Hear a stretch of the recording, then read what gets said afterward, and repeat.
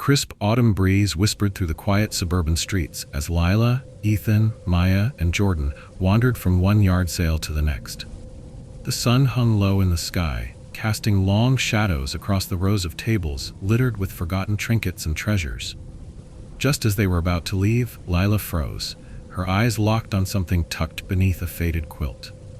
It was a dollhouse, beautifully intricate, its polished wood shimmering like it had been freshly varnished. The tiny windows glinted in the light, and the miniature furniture inside looked eerily lifelike. "Guys, look at this," Lila said, her voice tinged with excitement. Jordan crouched beside her. "That's weirdly detailed, like too detailed." Maya frowned, her arms wrapped around herself as if shielding against an invisible chill. "It feels off. I don't know how to explain it." "Nah, it's just cool craftsmanship," Ethan interjected, snapping a few pictures with his phone. "Probably worth something if you flip it." Lila was already speaking to the elderly woman manning the sale. She seemed frail, her hollow eyes darting nervously toward the dollhouse. "How much?" Lila asked, her tone gentle. The woman's gaze lingered on the dollhouse before she finally spoke. "Take it. No charge. Just don't let it stay under your roof past midnight." Jordan let out a laugh. Classic yard sale horror story pitch. What's next? A cursed mirror? The woman's face remained stony. "I mean it. Midnight." Despite Maya's protests, Lila couldn't resist. She carried the dollhouse back to her car, brushing off the old woman's strange warning. By the time they reached Lila's apartment, the sun had dipped below the horizon. The living room buzzed with the hum of conversation as the friends placed the dollhouse on the coffee table. "This thing is insane," Ethan said, inspecting the tiny rooms. "It's like someone recreated an actual house, down to the tiniest detail." "That's what makes it creepy," Maya muttered, keeping her distance. Lila crouched beside the dollhouse, her fingers grazing its delicate carvings. "It's beautiful, almost like it's alive." Jordan smirked. "That's not creepy at all." As they examined it, something strange happened. The dollhouse seemed to shift in the dim light. The furniture inside wasn't just eerily realistic, it was familiar. The cracked vase in Lila's corner, the coffee stain on the tiny rug, everything mirrored her apartment perfectly. Is this supposed to look exactly like your place?" Jordan asked, his voice tinged with unease. Lila blinked, her brow furrowing. "It didn't look like this at the yard sale." "Okay, that's creepy," Ethan said, pulling out his phone again. "Maya, you were right. This thing is bad news." Maya shivered, her gaze fixed on the dollhouse. "I don't think we should keep it here." But before anyone could suggest what to do, the lights flickered. A cold breeze swept through the room, making the curtains billow. The dollhouse emitted a faint, high-pitched creak, as though something inside was moving. Lila stood, her heart pounding. "Did anyone else see that?" Jordan nodded, his joking demeanor gone. "Okay, yeah, that's officially freaky." Ethan leaned closer, his hand trembling slightly as he touched the roof of the dollhouse. The second his fingers made contact, the temperature in the room plummeted. The lights went out entirely. For a moment, the group stood in suffocating silence, the only sound their ragged breathing. The faint glow from the dollhouse flickered ominously, and the tiny footsteps within it grew louder, more deliberate. "What the hell is happening?" Ethan whispered, his voice trembling. Lila grabbed her phone, the faint screen light illuminating her terrified face. "We need to get rid of it. Now." "Are you crazy? We can't just throw it outside." Jordan snapped, his usual confidence replaced by raw panic. "We have to," Maya insisted, clutching her arms tightly. "That woman warned us. Midnight, it's almost here." As if on cue, the clock on the wall chimed 11. The heavy, resonant toll echoed unnaturally, each chime reverberating longer than it should. Suddenly, the dollhouse door creaked open. Lila let out a small gasp as they all stared, paralyzed at the impossibly detailed interior. Tiny, shadowy figures began to move within the miniature rooms. 4 figures. Their shapes and movements were sickeningly familiar. "That's us," Maya breathed, her voice barely audible. The figures mimicked their every move, down to the way Lila clutched her phone, the way Ethan stood frozen, his hands shaking. But then, the figures began to do something different. One by one, they turned their heads, their miniature faces blank and eyeless, and looked up at the group. Lila dropped her phone with a scream. "No, this isn't real!" The room plunged into chaos. Jordan grabbed the dollhouse, intent on smashing it, but as soon as he touched it, he recoiled in pain, clutching his arm. His skin bubbled as if burned, and a horrible guttural scream escaped his lips. "Jordan!" Maya rushed to him, but he stumbled back, his face contorted in agony. It's inside me," he stammered, his voice cracking. "I can feel it, moving." Before anyone could react, Jordan's body convulsed violently, and he collapsed to the floor. His chest heaved as he clawed at his own skin, and with a sickening crack, his neck twisted at an unnatural angle. "Jordan, no!" Lila screamed, tears streaming down her face. The dollhouse glowed brighter, and the miniature Jordan inside crumpled to the floor in perfect synchronization with his lifeless body. "We need to leave," Ethan shouted, dragging Lila toward the door. But the door wouldn't budge, as though the very walls of the apartment were conspiring against them. The shadows in the dollhouse began to move again. The three remaining figures now faced each other, their blank faces tilting in grotesque unison. "Why is this happening?" Lila cried, shaking violently. "The woman said midnight," Maya said, her voice breaking. "We're running out of time." The clock chimed again, 11:30. The air grew heavier, oppressive, as if the room itself was alive and suffocating them. Ethan pulled a knife from the kitchen drawer, his desperate mind latching onto any solution. "We burn it," he said firmly. "If we destroy it, maybe this stops." He grabbed a bottle of lighter fluid and doused the dollhouse, ignoring the searing heat radiating from it. Maya fumbled for matches, but as soon as she struck one, the flame fizzled out in her hand. "It won't burn," she whispered, horrified. The dollhouse began to hum, a low, menacing sound that grew louder and louder. The tiny figures inside moved faster now, jerking and twitching like broken marionettes. Then one of them, a miniature Ethan, reached out, shattering the glass window of the dollhouse. Blood began to seep from the tiny frame, pooling on the floor of the real apartment. Ethan screamed as his body convulsed violently, mirroring the spasms of his miniature counterpart. "Ethan, no!" Lila sobbed, grabbing him, but it was too late. His eyes rolled back, and he collapsed, lifeless. The dollhouse now glowed so brightly it was almost blinding. The clock struck midnight, and the room was filled with an ear-splitting roar. Maya clutched Lila, her face pale and tear-streaked. "We're next." "Lila, I'm so sorry." "No!" Lila screamed, grabbing the dollhouse in a last desperate act. "You won't take us." But the dollhouse had other plans. It began to consume her, pulling her hands into its tiny glowing frame. Lila's screams echoed as her body seemed to fold unnaturally, drawn into the impossible dimensions of the miniature structure. Maya fell to her knees, shaking uncontrollably, the last survivor. The dollhouse's glow dimmed, its humming subsiding. Inside, the tiny figures of Lila, Ethan, and Jordan stood motionless, trapped forever. The front door creaked open. Maya looked up, her face streaked with tears and terror. Standing in the doorway was the elderly woman from the yard sale. She stepped inside, her hollow eyes scanning the room. "You didn't listen," the woman said softly, her voice echoing with an unnatural resonance. Maya tried to speak, but her voice caught in her throat. The woman approached the dollhouse, her frail hands stroking its surface. "They never listen. Midnight always wins." With that, she lifted the dollhouse and turned to leave. Maya's body convulsed violently as the clock struck 12, her final scream piercing the silence.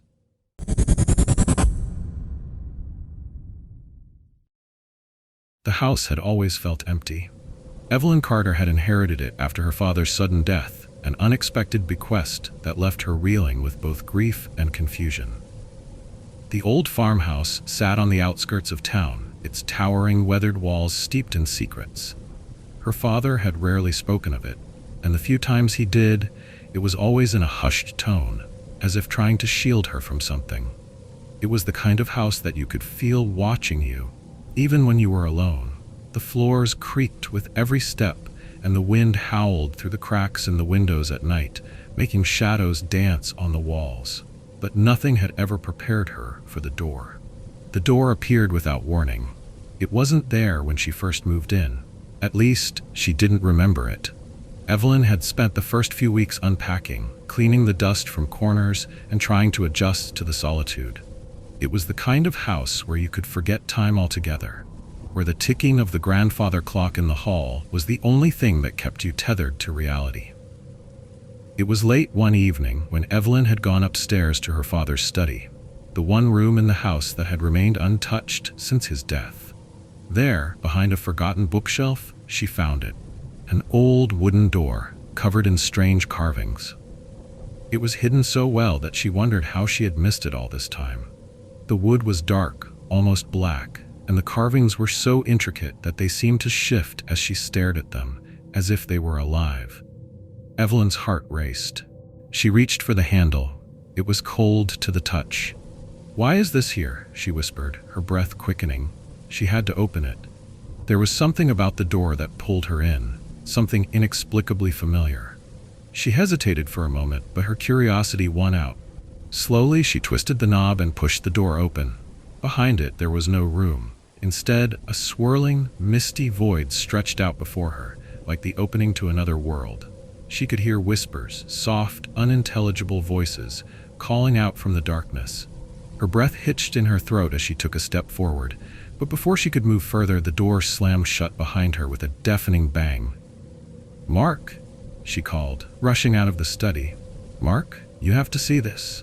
Her younger brother, Mark, was in the kitchen, scrolling through his phone. He looked up as she burst through the door, her face pale, her eyes wide with fear. "What's going on, Ev?" Mark asked, his voice laced with concern. "You have to come with me," she insisted, grabbing his arm and pulling him toward the study. "There's something in the house, something strange." "Strange? What are you talking about?" Mark chuckled. But the concern didn't leave his face. "You've been here alone too long. You're probably just tired." Her younger brother Mark was in the kitchen, scrolling through his phone. He looked up as she burst through the door, her face pale, her eyes wide with fear. "What's going on, Ev?" Mark asked, his voice laced with concern. "You have to come with me," she insisted, grabbing his arm and pulling him toward the study. "There's something in the house, something strange." "Strange? What are you talking about?" Mark chuckled, but the concern didn't leave his face. "You've been here alone too long. You're probably just tired." But Evelyn didn't stop. She led him to the study, her mind racing with thoughts of what she had seen. When they arrived, however, there was no sign of the door. The bookshelf was as it had been before. No gaps, no hidden passageway. Evelyn stood frozen, her mouth dry. "It was right here," she muttered, her voice trembling. "It was right here, I swear." Mark raised an eyebrow. "Ev, maybe you just imagined it. The house is old. Things creak, doors get stuck. You're stressed. It's nothing." Evelyn's pulse hammered in her ears. She couldn't explain it, but she knew what she had seen. She had felt the chill of the door's handle, the pull of whatever lay beyond. But it was gone. Just like that. "Maybe you're right," she whispered, her voice faltering. But deep down, she knew something had changed.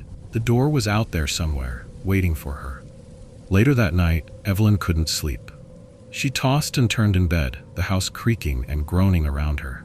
Her mind kept replaying the image of the door, its dark wood, its strange carvings, the whispering voices. She couldn't shake the feeling that it had been real. When the clock struck 3 a.m., a sharp knocking sound echoed from somewhere in the house. Evelyn froze, her breath catching in her throat.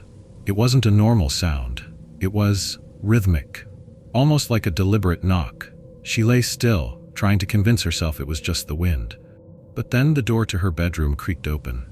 Her heart stopped. Mark's voice called out, soft and distant. "Evelyn." She gasped, bolting upright in bed. Mark's voice? He was still downstairs. She had heard him earlier, watching TV. The voice came again, but this time it sounded wrong. There was a distortion to it, as if it wasn't coming from him at all. The room was colder now, and the shadows seemed to stretch longer, creeping closer. "Evelyn." The voice was clearer now, but it wasn't Mark. It was something else. The door swung open wider. She could make out a figure standing in the doorway, its features obscured by shadow. The shape was tall, thin, with unnaturally long arms that reached out toward her. Screaming, Evelyn scrambled from the bed and rushed to the door, but the figure stepped into her path, blocking her escape. The whispering voices filled the room, growing louder with each passing second, and she felt as though the walls were closing in on her. "Leave me alone," she cried, backing into the corner of the room. And then, just as suddenly as it had appeared, the figure vanished. The door slammed shut, and the room returned to silence. Evelyn stood there, her breath ragged, her hands trembling as she clutched her chest. What was happening? What was that thing? As she stumbled back to the bed, her mind raced. She had to find out more about the door. She had to understand what it wanted. But deep down, she was terrified of what she might uncover. Evelyn didn't sleep the rest of that night. The fear that gripped her was suffocating, but she couldn't shake the need to know more. She had to understand the door. Why had it appeared? What did it want? And why had it shown her those eerie, distorted visions? The following day, she decided to investigate. The house was silent, its usual creaks and groans somehow amplifying her dread. She ventured into the attic, where her father had kept old books and records, hoping to find something, anything, that could explain the door's sudden appearance. Among the dust-covered shelves, Evelyn found a box full of her father's journals. She flipped through them hastily, scanning for any mention of the strange occurrences in the house. Most of the entries were mundane, detailing the day-to-day life of a farmer, but there was one journal that stood out. The handwriting in this one was different, more frantic, more erratic. She began reading aloud the words that had been scrawled on the page. "The door, I hear it calling. It's not from this world. It shows things that are not of our reality. I've seen it, seen them all, my ancestors trapped behind the door. I opened it once. I shouldn't have. It took them all." Evelyn's heart pounded in her chest as she read the words aloud. This journal was from her father. He had written about the door. It wasn't the first time he had encountered it. He had opened it, just like she did. There was more, and her hands trembled as she flipped to the next page. "It has been too long. I must stop it, or I will be next. The voices are getting louder. They want me to come to them. They will take me if I open the door again. I must destroy it." The last entry was abruptly cut off, leaving only a smudge of ink at the bottom of the page. Her father had tried to destroy it. He had known, just as she did now, that there was something wrong with the door. But he had failed. Evelyn closed the journal, her mind racing.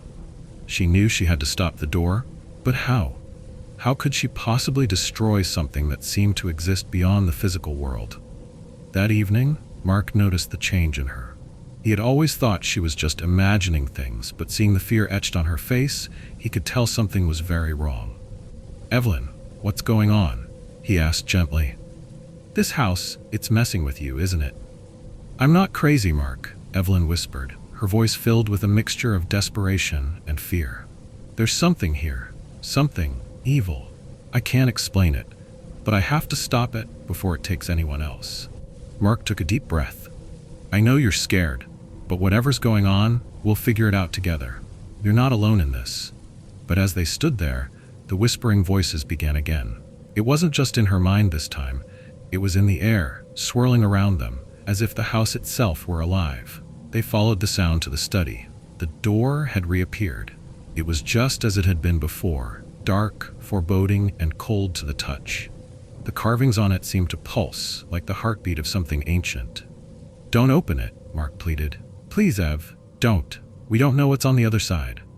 But Evelyn couldn't stop herself.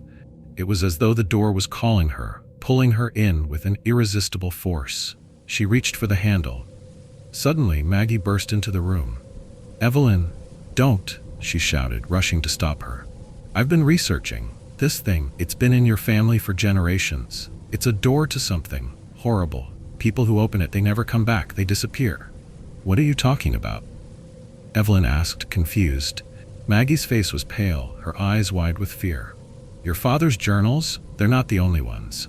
This door has been passed down, kept hidden from one generation to the next. It's been feeding on your family's souls, growing stronger with every opening. Every time someone goes through it, someone they know vanishes." Evelyn's breath caught in her throat. "Vanishes?" "Yes," Maggie nodded. "It takes them into some other world, and each time it demands more. It's a curse, Evelyn, a curse that's been waiting for you." The door creaked, the wood groaning as if it were alive. The whispers grew louder, more desperate. Evelyn could feel herself being drawn to it, as if something within was pulling at her very soul. Mark grabbed her by the shoulders. "Ev, we need to destroy it now. Don't open it, please." But Evelyn wasn't listening. She turned the handle, and as the door swung open, a cold, suffocating wind poured into the room, knocking everyone back. The air turned thick, dark shadows twisting within the doorway. And then, just like that, Mark was gone. 1 second, he was standing beside her, his hands gripping her arms, and the next, he was nothing but a fading scream in the distance. The door had taken him. "No, Mark!" Evelyn screamed, but her voice was swallowed by the darkness. Maggie rushed to her side, her face pale with terror. "We have to close it! We have to!" But it was too late. The door slammed shut with a deafening bang, leaving Evelyn and Maggie alone in the silence. Tears streamed down Evelyn's face as she collapsed to the floor. I didn't mean to." Maggie knelt beside her, pulling her into an embrace. "We have to find a way to stop it, Ev. We can't let it take anyone else." Evelyn nodded, her mind reeling. She had to find a way to break the curse, to end this nightmare before it consumed everyone she loved. But she knew in her heart that the door was only just beginning.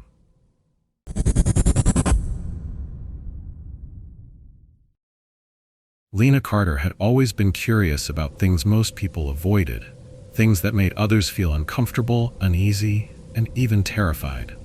But nothing, not even her darkest interests, had prepared her for the terror she would experience the night she laid eyes on the deck. It was a stormy evening, the kind where the wind howled through the trees and rain lashed against the windows. Lena and her best friend, Jack Monroe, were huddled in her living room, bored and looking for something to pass the time. They had spent the last few hours going through old antiques at a nearby flea market, but nothing had caught their attention. Then, as they were about to leave, Lena spotted something, a small, worn box tucked away in a dusty corner of the vendor's booth. The box was intricately carved, old enough to make her wonder about its origin. But what really intrigued her was the faded inscription, the Tarot of Fate. Her fingers trembled as she lifted the lid, revealing a deck of tarot cards. The cards were unlike any she had ever seen, etched with symbols and markings that seemed alive in the dim light of the shop. The vendor, an ancient woman with hollow eyes, noticed Lena's interest and smiled faintly, her voice soft and rasping. "You seek answers, don't you?" the old woman asked. Lena nodded slowly. She had always been fascinated by the occult, but something about this deck felt different. The cards seemed to call to her in a way that no other tarot deck ever had. Without hesitation, she handed over the money. "What's the cost?" Jack asked, a hint of skepticism in his voice. The old woman's gaze lingered on him for a moment before she answered, "The price is always heavier than one expects." Her words were cryptic, but Jack didn't seem to mind. The moment they left the shop, Lena couldn't wait to begin. She had never believed in curses or the supernatural, but there was something undeniably powerful about the way the deck seemed to pulse in her hands. Jack, ever the skeptic, shrugged it off. "Come on, Lena. It's just a deck of cards. We'll do a reading, have a laugh, and call it a day," Jack said, his voice dripping with cynicism. But Lena didn't feel like laughing. As she shuffled the cards, an unsettling chill crept up her spine. The air in the room seemed to grow heavier, thick with something she couldn't explain. Jack, meanwhile, remained oblivious, his focus on his phone as he scrolled through his messages. "I'm going to do a reading for us," Lena said, her voice almost a whisper. She laid the cards out on the table, focusing on the intricate patterns and symbols as she started her first shuffle. Suddenly, the wind outside howled louder, rattling the windows. The lights flickered. Lena felt her heart race as she continued to shuffle the cards, and she thought she heard something. Whispers, faint but unmistakable. She turned sharply to Jack. "Did you hear that?" she asked, her voice tight with unease. Jack didn't look up. "You're just imagining things," he said, dismissing her. But Lena couldn't shake the feeling. The whispers grew louder, though Jack remained completely oblivious, lost in his phone. A cold gust of wind swept through the room, blowing the curtains wildly. The tarot cards seemed to shift, vibrating beneath her fingers as if they had a life of their own. The card at the top of the pile flipped over with a sharp snap. It was the Tower, a card of chaos, destruction, and upheaval. Lena's breath caught in her throat. She had always known the meanings of the cards, but this one felt different. It felt as though it had a power all its own. She turned to Jack, but before she could speak, the room plunged into darkness. The storm outside intensified, and the air grew frigid, as if the very walls of the house were closing in on them. "What the hell is going on?" Jack shouted, his voice rising with panic. Lena reached for the light switch, but nothing happened. Her heart pounded in her chest as she fumbled with the tarot deck, trying to make sense of the chaos unfolding around them.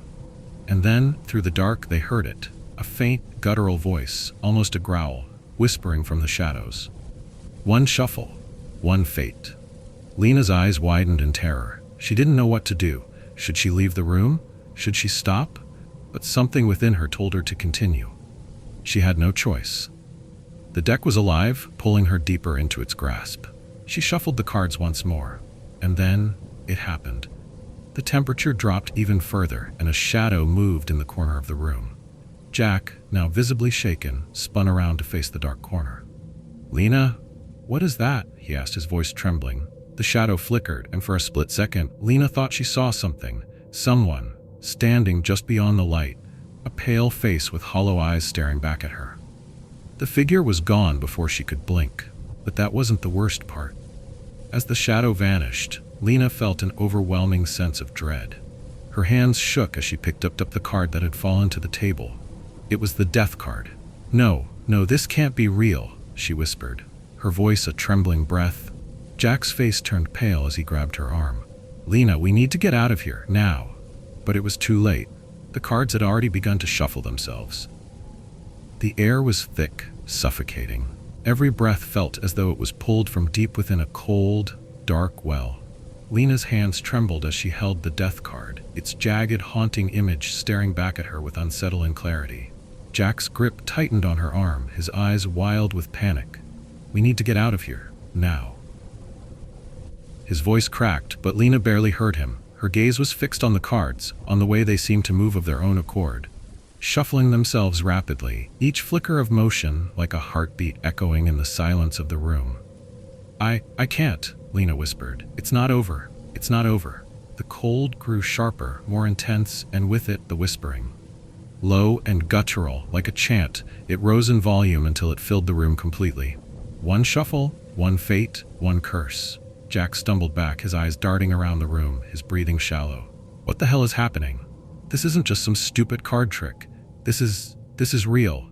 Lena, her voice breaking, tried to explain. "It's the deck. It's cursed. It controls everything. The fate of whoever touches it." The cards on the table shifted again, the deck twisting as if animated by an unseen hand. The shadows in the corners of the room seemed to grow, stretching toward them, as if the very darkness itself had come to life. "No. Please, let's just leave," Jack pleaded, his fear now palpable, raw. But Lena couldn't move. Her eyes were locked on the deck, as if the cards held the answers to something that was far too terrible to understand. Suddenly, one card flew from the deck and landed on the table with a sickening thud. It was the Hanged Man, a symbol of sacrifice, of submission. Lena's breath hitched. Her skin prickled with the realization that this was no coincidence. The deck was trying to show her something. Something she wasn't ready to see.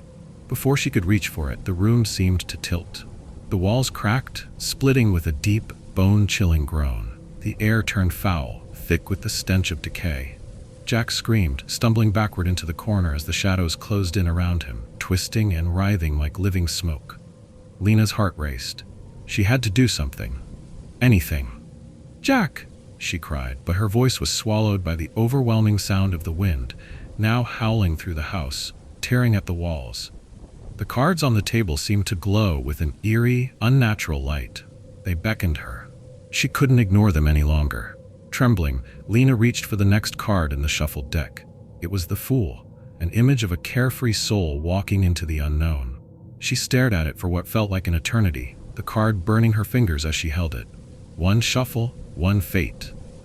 The whispering grew louder, like a chorus of voices, all speaking the same sentence in unison. Lena's vision blurred, the room spinning, her mind lost in the haunting chorus. The deck was playing with her, twisting her reality. The spirit of the deck, an ancient force bound within the cards, revealed itself to her. It was not a ghost, but something older, more malevolent. A shadowy figure draped in the robes of a forgotten time, its face obscured by darkness. Its eyes, if they could even be called eyes, pierced her soul. "You cannot escape it," the figure whispered. "The curse is yours. The shuffle is your destiny." Lena dropped the card in horror. The figure's voice echoed in her mind, a cold, insidious sound. Jack's voice broke through her trance. "Lena, please help me." She turned just in time to see him being dragged into the shadows by a force she couldn't see. He screamed, his body convulsing as the dark tendrils wrapped around him, pulling him into the wall. "No!" Lena screamed, running toward him, but it was too late. He vanished into the void, leaving behind only the echo of his scream. Lena stood alone, heart pounding, her breath ragged, her legs weak beneath her. The deck lay in front of her, the cards now scattered across the table. One final card, the world, remained face down. The cursed deck had one last message for her. As she reached for it, a chill seized her spine. The whispering grew deafening, a cacophony of voices from every corner of the room, all demanding the same thing. One shuffle, one fate. With trembling hands, Lena flipped the final card. The world, the card of completion, of cycles ending, of things coming full circle. The image on the card was one of a woman standing alone in a desolate landscape, her eyes wide with terror. Lena's blood ran cold. The deck had already taken Jack, and now it was claiming her too. A wave of darkness crashed over her, swallowing her whole. She felt herself falling, plummeting into an abyss, her body weightless, her soul being torn from her. Her last thoughts were of Jack, of the cursed deck, and of the terrifying truth she had learned too late. There was no escaping it. The deck had claimed her fate. The final shuffle had been made, and now there was only silence.